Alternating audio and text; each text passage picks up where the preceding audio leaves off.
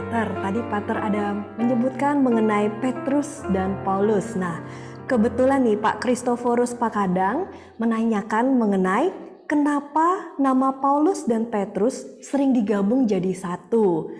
Ya, ada gereja dengan nama pelindung Peter Paul atau Petrus Paulus. Dan apakah Paulus ini bisa dimasukkan dalam kelompok apostles? Iya, begini, Petrus dan Paulus itu boleh dikatakan pada jemaat awal sekitar abad pertama sampai pertengahan abad kedua dianggap sebagai soko guru jemaat. Padahal kita tahu bahwa di Efesus ada juga Yohanes di sana. Ya, tetapi rupanya kontribusi dari kisah para rasul ini membuat sangat kuat gambaran satu itu adalah Petrus dan satu itu adalah Paulus. Dan kita lihat kisah para rasul berakhir dengan apa? Dulu sebelum saya banyak belajar tentang kitab suci, saya mengharapkan membaca kisah para rasul, nanti diceritakan Thomas akhirnya pergi kemana, lalu kemudian jadi martir di mana, Petrus bagaimana dia menjadi martir, lalu kemudian Yohanes bagaimana. Nyatanya sampai akhir dari kisah para rasul kita tidak menemukan itu. Tetapi kalau sesudah mempelajari dengan baik, oh rupanya Yesus mengatakan, pergilah sampai ke ujung dunia, wartakanlah kabar gembira. Dulu gambaran mereka, pusat atau pusarnya dunia itu Yerusalem. Ujung dunia mana? Yaitu kota Roma. Itu adalah yang terjauh yang bisa mereka kenal. Yerusalem, kota suci, karena di sana Allah tinggal di bait sucinya. Tetapi kekaisaran Roma bergelimangan, dosa, kekerasan, dan sebagainya. Dianggap itu di mana pusat kegelapan. Yerusalem sumber terang, Roma itu kegelapan.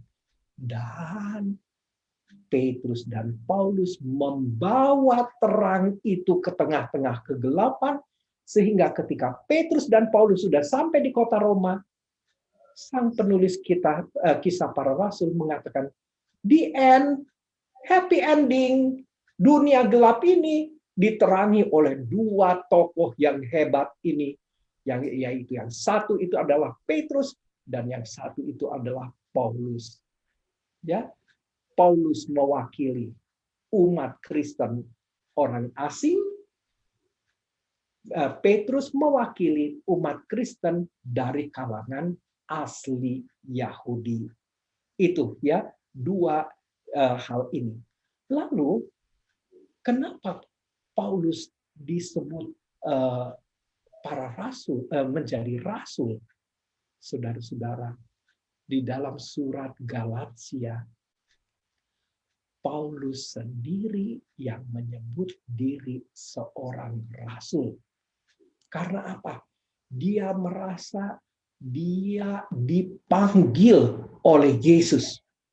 Yesus yang bangkit memanggil dia, membelokkan hidupnya, mengubah hidupnya. Sehingga dia merasa dia berhak juga untuk menyandang titel rasul yang bisa dipercaya. Dan dia mau mempertaruhkan seluruh hidupnya untuk hanya pewartaan tentang Yesus Kristus.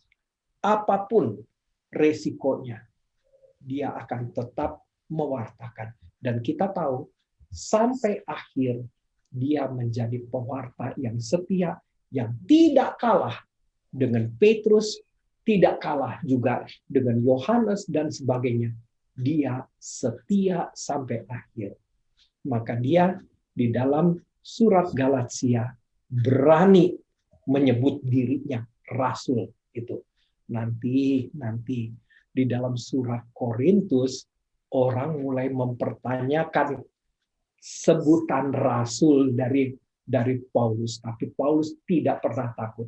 Dia mau bertanggung jawab. Apa artinya rasul? Yaitu mewartakan iman yang benar dan moral yang baik. Itu yang adalah kunci yang harus dibawa oleh Petrus juga. Yesus memberikan tugas kepada Petrus untuk dua hal, yaitu ajaran iman yang benar dan akhlak hidup, moralitas yang benar.